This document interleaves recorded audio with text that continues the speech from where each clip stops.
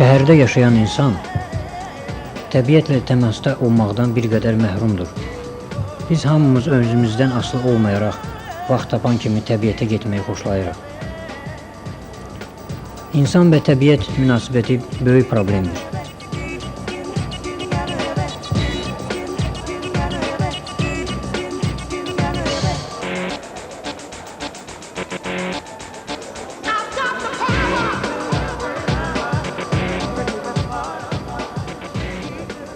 İnsan da təbiətin bir hissəsidir. İnsan özünü təbiətdən ayırmamalıdır. İnsan özünü təbiətdən ayırdığı andan və yaxud özünü təbiətdən üstün tutduğu andan onların arasında ziddiyyət baş verir. Və bu ziddiyyət insanı böyük fəlakətlərə gətirib çıxara bilər. –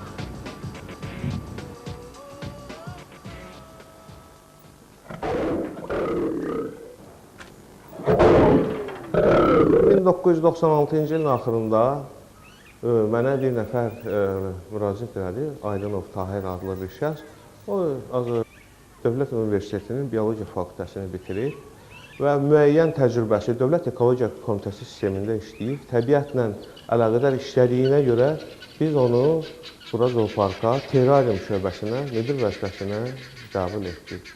Biz zooparkda bu günləri yalnız o adamları işə dəvət edirik ki, həqiqətən inanırıq ki, bu adamların bu heyvanlara münasibəti insan münasibətidir. Bax, ceyranlar biz artıq 2 ildir dalbadal onlardan bala alırıq. Bu qırmızı kitabda olan heyvandır. Sonra Soltan toyuğundan bizim heyvanat parkında biz onlardan bala alırıq. Bu il 3 bala almışıq. Ondan savayı müəyyən quşlar, toz quşundan, ağ pampondan, sizə deyim, ağbaş kərkəzdən də hətta biz zooparkımızda bala almışıq. Bu, ümumiyyətlə, zoopark, dünya zooparkları aləmində çox nadir hallar hadisəsinə belə bir mənsub olan bir hadisədir. Ondan əlavə, bizim zooparkda elə bir heyvan var ki, elə bir quş var ki, demək olar ki, dünya zooparklarını götürəndə 5-6 zooparklarda o məsəl üçün heyvan növü ola bilər. Bunlardan mən qeyd edeyim ki, bax, bu yaxınlarda 3 aya təxminən bundan qabaq təsadüfən bizim zooparka deməli, toğlu götürən bağışlayıblar. Rus dilində baradaş deyirlər. Yəni, bu çox gözəl qartal, quş olmasından sonra çox nadirdir. Yəni, bunu tutmaq da çətindir. Bunu, necə deyərlər, təbiətdə də çox nadir görsənir. Lakin, bax, bu günləri bizim zooparka hədiyyə olunaraq təsadüfən bu bağışlanıqdır, verilibdir. Bax, o təşəbbüskardır. Müəyyən Azərbaycan dilində elə təşəbbüs belədir və mən yaxşı təşəbbüsləri həmişə bəyənirəm və çalışıram onun arxasındadıram. Yəni, bunlara kömək eləmək istəyirəm. Bu yaxınlarda onlar, Tahirlə hesab edirəm ki, bu Tahirin fəaliyyətidir, Tahirin zəhmətidir. Bax, zooparkda 1 iyuldan 7 nəfər, deməli, Birləşmiş Millətlər Təşkilatının yolundan 7 nəfərin burada əmək haqqını onlar tərəfindən ödənmək şərti ilə köməklik etməsi, müəyyən işlərin görülməsinə nail olublar. Bu, elə hesab eləyin ki, böyük bir qüvvədir ki, bugünkü gün zooparkın aşağı əmək haqqı aldığımız vaxtı 7 nəfərin zooparkda gəlib çalışması bizim üçün, necə deyərlər, elə bir ki, böyük köməkdir. İnsanlarda heyvanlara qarşı bir növ qəddarlıq hiss olunur. Bizə elə gəlir ki, şəhər uşaqları həddindən artıq vəhşi təbiətdən, ümumiyyətlə təbii şəraitdən uzaq olur şəhər şəraitində və ona görə uşaqlarda bir növ, elə bil ki, təbiətə, ətraf mühitə biganəlik var. Ona görə bu biganəliyi götürmək üçün aradan uşaqları təbiət qoynuna aparmaq, uşaqlarda vəhşi təbiətin nümayəndələri ilə, heyvanlarla, bitkilərlə ünsiyyətdə olmağı öyrətmək lazımdır və o ünsiyyətin vasitəsilə uşaqlarda təbiətə qarşı məhəbbət oyanır. Mənə elə gəlir ki, indi Bakı şəhərində kifayət dərəcədə heyvan satan mağazalar var və onlarda müəyyən məqsədə uyğun, həmin ailənin zövqünə uyğun bir heyvan seçib onu evdə saxlamaq olar ki, böyük ziyan verməz, o mənə gəlir ki, ümumiyyətlə maliyyə cəhətcə. Lakin uşaqların tərbiyəsində, ekoloji tərbiyəsində bu çox böyük rol oynayır. Çünki daimi ünsiyyət həmin o canlı, kiçik canlı ilə ümumiyyətlə uşaqların könlündə çox belə böyük təbiətə sevgi oyadır və onlar sonra heç vaxt evində olan heyvan saxladığı uşaq heç vaxt küçədə, yəni təbiətdə heç bir heyvana zərər vura bilməz, heç vaxt onu öldürməz, heç vaxt onlara qarşı qəddar ola bilməz.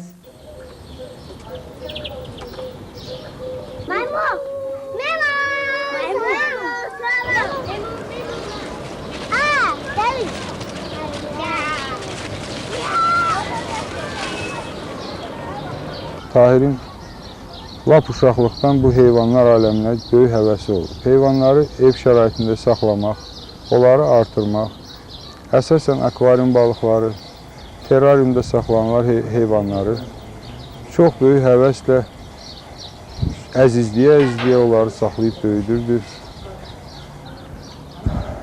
İnstitutda bu həvəs onda daha da genişlənməyə başladı və ona uyğun olaraq bu universitetin biologiya fakültəsini bitirdi. Bütün müəllim heyəti, kollektivi onu bu cür həvəsinə görə, heyvanlar aləminə olan bu cür məhəbbətinə görə həddən artıq böyük hörmət edirdilər. Bir çox şeylərdə Tahir müəllimlə məsləhətləşirdilər və bu günə qədər də mən bildiyimə görə Bakı şəhərində heyvanların psixologiyasını, onların davranışını Tahir müəllim qədər dəqiqliyi ilə və incəliyi ilə bilən ikinci bir şəxs mən tanımıram. Təxminən 2 il bundan əvvəl zooparka 6 dənə canavar balası gətirdilər. Çox körpəydilər. Onları da o vaxtı gətirib çatdırmışdılar ki, artıq çox cansız vəziyyətdə, ölü vəziyyətində. 3-ü yaşaya bilmədi. 3-ünü isə Tahir müəllim o qədər əzizliyə, sanki canını qoyurdu bu işə. Onlardan 3-ünü tamamilə xilas elədi ölümdən və artıq həmin o 3 bala artıq ikinci nəsildir ki, verirlər zoopark şəraitində və balaları da böyüyüb.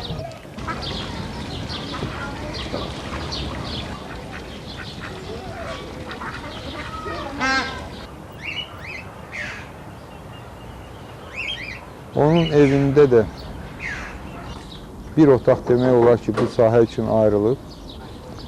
Ancaq akvariumlar, cürbəcür tropik balıqlar, ilanlar, sürünənlərin bir çox digər növləri, bir də çox nadir növlərdən olan iguanalar saxlanılır. Çox nadir növlər Tahir müəllim tərəfindən onlardan nəsil alınıb və bu gün də o iş davam edir.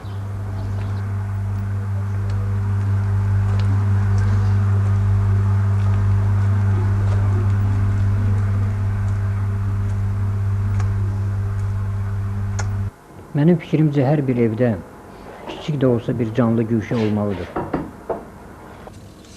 Kim balıq saxlayır, kim tutuquşu, kim isə gül bəsləyir.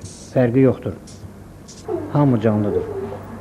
Mən demək istəmirəm ki, hamı evdə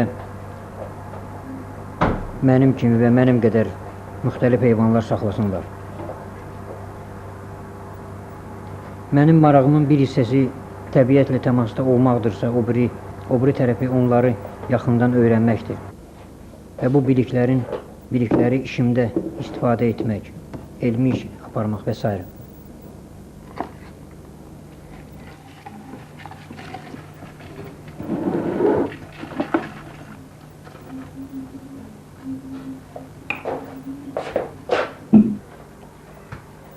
Canım. Abi, gel atalım çay koy.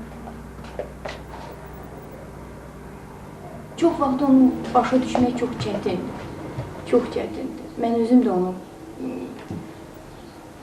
çox vaxtı başa düşmürəm.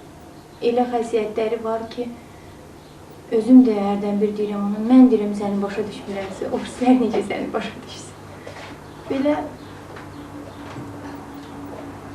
uşaq kimidir, tez küsür, tez inciyir, üzü tez də soyuyur, amma ki, insanlarla çox çətin rəftar eləyə bilmir. Ne də rəftar eləyə bilmir, çox çətin dil tapır. Sizə adicə bir şey deyim, adicə bir məsələ çəkim sizə üçün. Evdə bir pomidor var. Onu evdə olsaydın, допустим, uşaqlar ailədə, onu yərdi ən balacası yəqin ki, xəyalə yərdi. Amma bizdə elə deyil. O evdə bir pomidor varsa, onu iguana yiyəcək. Bizdə belə məsələdir. O qədər özümüzlə öyrəşmişik ki, nə bilim, bir şey olanda mən deyirəm ki, hə, bu onun payıdır, ayrı söhbət ola bilməz. Çox vaxt öz eləmdə çatmır, belə, bir də görürsünüz, hirslənirəm ki, bezmişəm daim. Amma yenə də bir vaxt geçir, nəysə, sakitləşirəm, deyirəm ki, bu insanın təbiəti elədir, bu ayrı cürə, heç cürə yaşaya bilməz. Ona görə keçirəm onun üçün.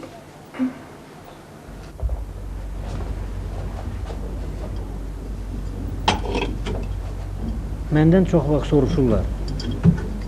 Sənin dovşana və yaxud sıçana yazığın gəlmir ki, onları pitona, anakondaya atırsan. Deyirəm, niyə gəlmir? Yazığım gəlir. Lakin mənim pitona və anakondaya da yazığım gəlir. Onlar da təbiətin bir hissəsidirlər. Onlar da yaşamalıdırlar.